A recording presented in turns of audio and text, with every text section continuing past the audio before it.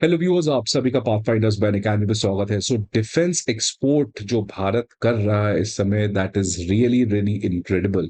Friends, आपको पता है कि इस साल भारत ने अभी तक का सबसे ज्यादा डिफेंस एक्सपोर्ट किया है।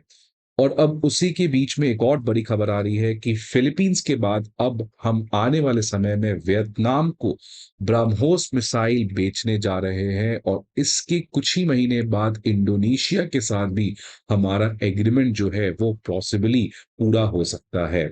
सो फिलीपींस, वियतनाम, इंडोनेशिया, इन तीनों कंट्री को ब्रह्मोस मिसाइल भेजना, इसके क्या मायने हैं? इसके दो मायने हैं। पहला, ये बताता है कि कैसे इंडो पैसिफिक के थिएटर में भारत एक ब्रह्मोस का मिसाइल शील्ड बना रहा है।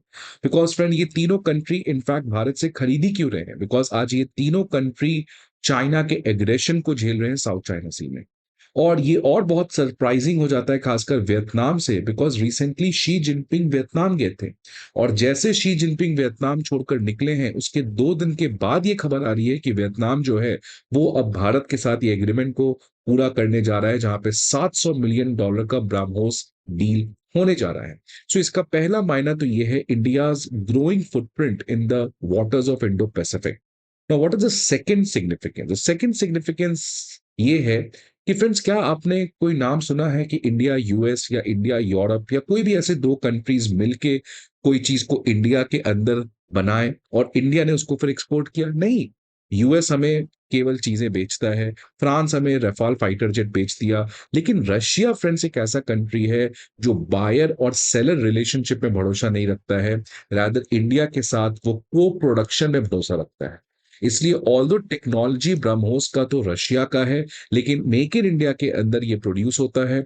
और make in India, it makes for the world. So ये बताता है कि आज रशिया की मदद से हम अपने डिफेंस एक्सपोर्ट को और अपने स्ट्रैटेजिक इन्फ्लुएंस को कितना ज्यादा आगे बढ़ा पा रहे हैं। So for that, thanks Russia. So ये दो बहुत बड़े सिग्निफिकेंस हैं, और इसी के बारे में आज इस सेशन में हम लोग समझने का प्रयास करेंगे फ्रेंड्स। बट न्यूज देखिए पहले क्या आ रहा है कि इंडिया जो है वो वियतनाम के साथ जल्दी एक डिफेंस डील में एंटर करने जा रहा है, जहां पर हम ब्रह्मोस सुपरसोनिक क्रूज मिसाइल बेचने जा रहे हैं। ये वर्ल्ड का सबसे खतरनाक क्रूज मिसाइल है। बैलिस्टिक मिसाइल्स तो बहुत है, पर क्रूज मिसाइल्स ब्राह्मोस जैसा कोई भी नहीं है। और ये जो वियतनाम के साथ हमारा एग्रीमेंट होने जा रहा है, ये सेकेंड कंट्री होगा साउथ ईस्ट एशिया में आफ्टर फिलीपींस, बिकॉज फिलीपींस के साथ हमने सेम एग्रीमेंट 2022 में किया था। और हमने कुछ महीने पहले ही फिलीपींस को ब्राह्मोस की बैटरी सप्लाई की है, और अब इस साल प्रोबेबली वियतनाम को करने जा रहे हैं और इंडोनेशिया को भी करने जा रहे हैं। ये जो वियतनाम के साथ हमारा डील होने जा रहा है, इट इज अराउंड $700 मिलियन। और इससे सबसे खास बात क्या है कि ये जो मिसाइल है, इसकी जो स्ट्राइक कैपेबिलिटी है या इसकी रेंज कह लो आप, ये 290 किलोमीटर है। और इसका फायदा वियतनाम को क्या होगा कि कोई भी चाइना के वॉरशिप से वियतनाम के ऊपर थ्रेट आता है साउथ चाइना सी में, तो उसको वियतनाम जो है वो इफेक्टिवली न्यूट्रलाइज कर सकता है। बिकॉज वियतनाम का एक ही प्रॉब्लम है इस पूरे एरिया में, otherwise Vietnam is a peaceful country. वो है चाइनीज एग्रेशन इन साउथ चाइना सी, वो है मैरीटाइम डिस्प्यूट विद चाइना। तो इसीलिए वियतनाम जो है वो अपने नेवी के लिए खासकर इस तरीके के ब्राह्मोस मिसाइल को प्रोक्योर करने जा रहा है, जिससे उसकी जो मैरीटाइम कैपेबिलिटी है वो काफी ज्यादा बढ़ जाएगी। और फ्रेंड्स, मैं इसी की बात कर रहा था। अभी आपको पता है कि शी जिनपिंग 3 कंट्री के विजिट पे निकले हुए, जो तीनों कंट्री साउथ एशिया में है, जिसमें सबसे पहले वो वियतनाम गए, फिर वो मलेशिया गए, और फिर वो कंबोडिया गए। इन दोनों कंट्री को तो कोई खास डिस्प्यूट है नहीं चाइना के साथ, लेकिन वियतनाम एक ऐसा कंट्री है जो शी जिनपिंग के सबसे टॉप प्रायोरिटी पे है। इसलिए वो पहला विजिट वियतनाम किए, और जैसे वो वियतनाम से गए हैं उसके बाद वियतनाम ने इतना बड़ा एक हिस्टोरिक डील भारत के साथ करने को बात कहा। अब प्रोबेबली एक और खबर आ रही है कि इंडोनेशिया के साथ हमारा अगला ब्रह्मोस मिसाइल डील हो सकता है, by which Indonesia will become the third country in the South China Sea और in the Indo Pacific to have such agreement. इसके अलावा not only South East Asian nations, बल्कि सेंट्रल एशिया, साउथ अमेरिका और Middle East, ये तमाम countries आज भारत में बनाए गए ब्रह्मोस मिसाइल सिस्टम को प्रोक्योर करने में अपना इंटरेस्ट जाहिर कर चुके हैं। और फ्रेंड्स, इसका नतीजा ये देख सकते हैं कि इस साल भारत ने सारे एक्सपोर्ट टारगेट को ब्रेक करके 21,000 करोड़ का डिफेंस एक्सपोर्ट किया था। अगर आप 10 साल पहले का डेटा देखेंगे तो कुछ 100-200 करोड़ हुआ करता था फ्रेंड्स। वहां से यहां तक की जर्नी ये बताता है कि if government of India gets serious about anything, everything is doable. केवल विल पावर, इम्प्लीमेंटेशन बेटर होना चाहिए। और अब रशिया जो है वो भारत के साथ एक और ब्रह्मोस के बाद एक और नई चीज में खड़ा होते हुए नजर आ रहा है। बिकॉज फ्रेंड्स, आपको पता है आज पूरी दुनिया में रिन्यूएबल एनर्जी की बात हो रही है। और रिन्यूएबल एनर्जी के साथ सबसे बड़ा प्रॉब्लम है कि वो वोलेटाइल होता है। कल को धूप नहीं आएगा तो सोलर एनर्जी प्रोड्यूस नहीं हो पाएगा, विंड नहीं चलेगा तो विंड एनर्जी नहीं बन पाएगा।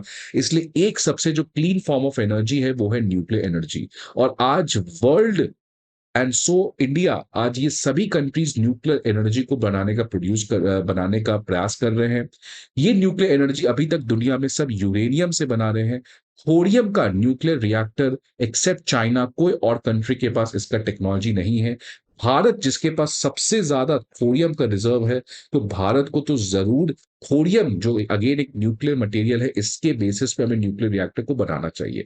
इसी कॉन्टेक्स्ट में भारत का पहला thorium based small modular reactor अब महाराष्ट्र के अंदर बनने जा रहा है, again because of Russia and India partnership. Russia के रोसाटॉम और महाराष्ट्र सरकार ने एमओयू साइन किया है, जहां पे इंडिया का पहला और इनफैक्ट वर्ल्ड का पहला small modular reactor thorium nuclear reactor बनाया जा रहा है। और इसको आने वाले समय में कमर्शियलाइज किया जाएगा। फॉर एग्जाम्पल, इसको ग्लोबल साउथ के कंट्रीज में और वो तमाम कंट्रीज जो न्यूक्लियर एनर्जी को डेवलप करने का प्रयास करें उनको बेचा जाएगा। So this is again the future of India Russia relation, जहां पे रशिया अपने टेक्नोलॉजी को भारत लाकर, भारत के अंदर बनाकर दुनिया को बेचेगा। So again thanks Russia for this also. But आज इस सेशन में हम लोग चाइना के पर्सपेक्टिव से बात करेंगे कि कैसे इन तीन कंट्रीज को बेचना, it shows a lot about India's position in the South China Sea. Friends, आगे बढ़ने के पहले एक इंपॉर्टेंट इन्फॉर्मेशन कि academy IAS previous year questions, current affair analysis और प्रीलिम्स मॉक टेस्ट, ये तीनों चीज के पीडीएफ अब आपके सामने लेके आया है। ये सारे PDFs they are absolutely free of cost. ये कहां मिलेंगे? हमारे वीडियो पे दिए गए डिस्क्रिप्शन पे लिंक होगा, उस लिंक पर जाके आप इन सभी पीडीएफ्स को डाउनलोड कर सकते हैं। इसके अलावा if you need any other information, feel free to call on this number और visit any of our 4 offline centre. अब फ्रेंड्स, ये देखिए, यही है साउथ चाइना सी का विवाद। इसमें देख सकते हैं वियतनाम, मलेशिया, कुछ हद तक इंडोनेशिया, फिलीपींस, खासकर ये जो तीनों कंट्री हैं, आज ये तीनों कंट्री चाइना के एग्रेशन को झेल रहे हैं। बिकॉज चाइना ने किस तरीके से आर्बिट्रली एक 9 डैश लाइन बना लिया है और ये सारे एरिया को अपना क्लेम करता है। इसी कॉन्टेक्स्ट में Vietnam, Indonesia, Philippines constantly China के एग्रेशन को झेल रहे हैं। और देखिए खास बात क्या है कि भारत ने फिलीपींस को ब्राह्मोस बेचा, अब वियतनाम और इंडोनेशिया को बेचने जा रहा है। सो ये बताता है कैसे भारत की कूटनीति आज चाइना को जरूर परेशान कर रही होगी। यही चीज चाइना करता है, आज इंडिया भी वही चीज को साउथ चाइना सी में करने जा रहा है। और अगर मैं इन ब्राह्मोस मिसाइल डील को छोड़ भी दूं, तो भारत का इन तमाम कंट्री में कुछ दिन पहले आपको पता है इसी साल सिंगापुर के प्रेसिडेंट 10 साल बाद इंडिया है, जहां पे एक हिस्टोरिक सेमीकंडक्टर को लेकर एग्रीमेंट हुआ। इस साल रिपब्लिक डे में हमारे इंडोनेशिया के प्रेसिडेंट प्राबोवो सुबियांतो आए। 2018 के बाद मलेशिया के prime minister last year Anwar Ibrahim India आए थे, जहां पे इंडिया मलेशिया की पार्टनरशिप स्ट्रेटेजिक पार्टनरशिप में अपग्रेड कर गई। प्राइम मिनिस्टर लास्ट ईयर ब्रूने और सिंगापुर गए थे।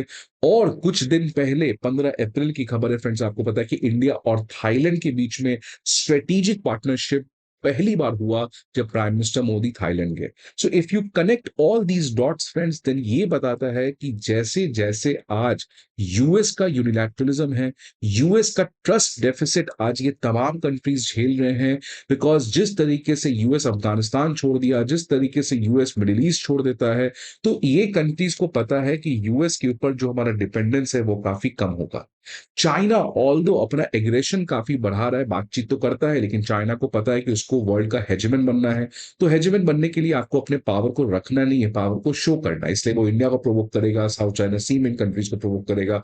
तो इसलिए इन कंट्रीज के पास ऑप्शन क्या बचा है? आज इनके पास ऑप्शन है इंडिया के साथ अच्छा रिलेशन रखना। और देखिए, आपने कुछ दिन पहले फिलीपींस ने कहा कि इंडिया को स्क्वाड का मेंबर बन जाना चाहिए। तो आज ये सारे कंट्रीज यूएस के यूनिलैटरलिज्म से खफा हो चुके हैं, चाइना के एग्रेशन को झेल रहे हैं, and they want an alternative which talks about piece, which talks about rule based order, and which only does not talk but which also act with dedication, that is India. और इसीलिए friends, India का जो global influence है इन तमाम countries में, in fact Taiwan के साथ भी हमारा काफी अच्छा बातचीत चल रहा है अभी, बहुत सारे डील को लेके। तो इंडिया जो है वो इस पर्टिकुलर एरिया में काफी ज्यादा एक्टिवेट हो रहा है, and that is not a good news for China. So friends, आपके क्या व्यूज हैं? इंडिया और क्या क्या करना चाहिए इस पर्टिकुलर एरिया में? Please let me know in the comment box. I hope आपको ये वीडियो अच्छा लगे। See you again some another video. Till then, good bye and take care.